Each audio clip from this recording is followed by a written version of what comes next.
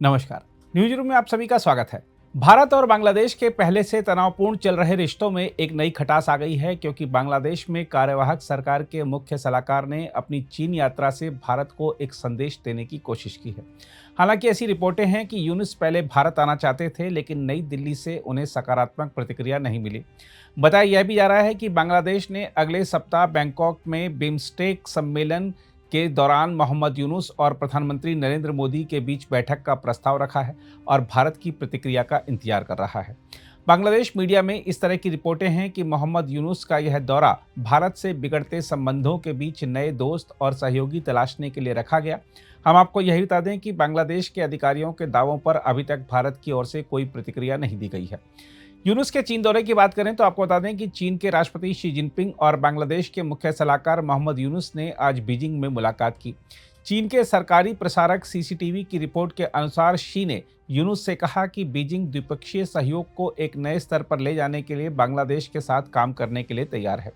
Xi Jinping ने कहा, चीन आपसी विश्वास के आधार पर बांग्लादेश का एक अच्छा पड़ोसी, अच्छा मित्र और अच्छा साझेदार बने रहने पर जोर देता है। चीनी नेता ने कहा कि बीजिंग और ढाका को मूल हितों पर एक दूसरे का दृढ़ता से समर्थन करना चाहिए और उन्होंने राष्ट्रीय संप्रभुता, स्वतंत्रता और क्षेत्रीय अखंडता की सुरक्षा सहित अन्य मुद्दों पर बांग्लादेश का समर्थन किया। उन्होंने कहा कि दोनों देश बुनियादी ढांचे के निर्माण, जल संरक्षण और डिजिटल तथा समुद्री और पर्यावरण क्षेत्रों में सहयोग की संभावनाएं तलाशेंगे। मोहम्मद यूनुस के चीनी राजधानी में कई अन्य उच्चस्तरीय बैठकें करने के बाद शनिवार को स्वदेश लौटने की उम्मीद है।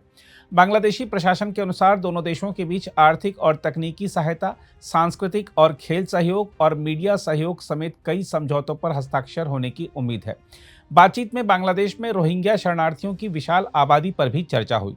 ढाका के विदेश मंत्रालय के नौकरशाह ने बताया है कि बांग्लादेश में एक चीनी मैत्री अस्पताल की स्थापना पर भी चर्चा हुई है। बांग्लादेश चाहता है कि उसके नागरिक इलाज के लिए भारत जाना बंद करें, इसलिए वह चीन की मदद चाहता है। हम आपको यही बता दें कि इस सप्ताह ढाका में राष्ट्रीय दिवस पर बांग्लादेश के शहीद सैनिकों को श्रद्धांजलि देने के कुछ ही घंटों बाद मुख्य सलाहकार मोहम्मद यूनुस एक विशेष चाइना सर्दर्न फ्लाइट में सवार होकर 4 दिवसीय आधिकारिक यात्रा पर चीन के लिए रवाना हो गए थे। यूनुस की चीन यात्रा भारत के साथ बांग्लादेश के तनावपूर्ण संबंधों के बीच हुई है। बांग्लादेश एक तरह से भारत को संदेश भी देना चाह रहा है। जहां तक यूनुस के चीन दौरे की बात है तो यह सिर्फ ज़्यादा से ज़्यादा मदद मांगने पर ही केंद्रित रही। यूनुस ने शी के साथ अपनी बैठक से पहले चीनी ऋणों पर ब्याज दर कम करने और चीनी वित्त पोषित परियोजनाओं पर प्रतिबद्धता शुल्क माफ करने की चीन से अपील की थी। बोआओ फोरम फॉर एशिया वार्षिक सम्मेलन के इतर यूनुस ने चीन के कार्यकारी उप प्रधानमंत्री डिंग शुएंगशियांग के साथ बैठक में विकास परियोजनाओं के लिए चीनी समर्थन मांगा था। उन्होंने बांग्लादेश को दिए जाने वाले चीनी ऋणों की ब्याज दरों को 3% से घटाकर 1 या 2% करने तथा बांग्लादेश में चीन द्वारा वित्त पोषित परियोजनाओं पर प्रतिबद्धता शुल्क में छूट की भी मांग की। हम आपको बता दें कि जापान, विश्व बैंक और एशियाई विकास बैंक के बाद चीन बांग्लादेश का चौथा सबसे बड़ा ऋणदाता है, जिसने उसे 1975 से अब तक कुल 7.5 अरब अमेरिकी डॉलर का ऋण दिया है।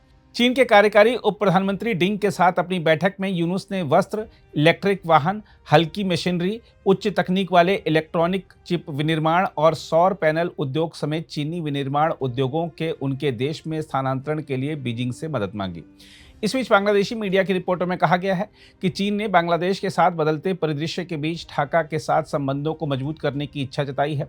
बांग्लादेश की सरकारी समाचार एजेंसी बीएसएस ने चीनी उप प्रधानमंत्री के हवाले से कहा है कि राष्ट्रपति शी जिनपिंग आपकी यानी यूनुस की यात्रा को अत्यधिक महत्व देते हैं। चीनी उप प्रधानमंत्री ने यूनुस से कहा कि उन्हें उम्मीद है कि उनके अंतरिम प्रशासन के तहत दक्षिण एशियाई राष्ट्र समृद्ध होगा।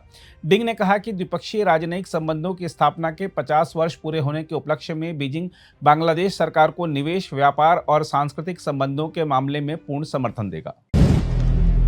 अगर आप भी लेना चाहते हैं देश दुनिया की तमाम जानकारी तो आज ही सब्सक्राइब करें हमारे चैनल को। साथ ही नीचे दिए बेल आइकन को जरूर दबाएं ताकि हर अपडेट आप तक पहुंच सके।